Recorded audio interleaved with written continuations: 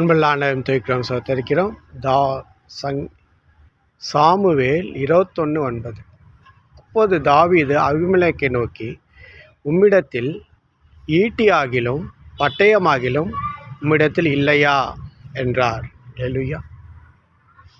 தாவீது அபிமெலேக்கை நோக்கி, உம்மிடத்தில் ஈட்டியாகிலும் பட்டயமாகிலும் உம்மிடத்தில் இல்லையா என்றார். அல்லேலூயா.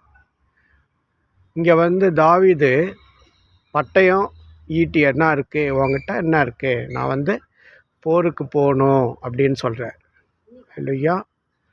ஆனால் காலத்தில் பார்த்தோன்னா தாவீது வெறும் கவன்கல்லை வச்சு தான் சண்டை போட்டார். கல்லை எடுத்துகிட்டு போய் தான் கோலியாத்தை ஜெயித்தார்.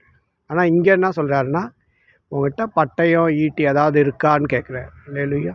அதுதான் ஆவிக்குரிய வாழ்க்கையில் நாம் பிகினிங்கில் இருந்த மாதிரியே இருக்கக்கூடாது.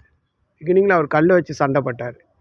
அதுக்கப்புறம் போர் போகும்போது ஈட்டி பட்டயன்னு கேட்குறாரு இல்லையா. அந்த மாதிரி ஆவிக்குரிய வாழ்க்கையில் நம்ம வளரணும்.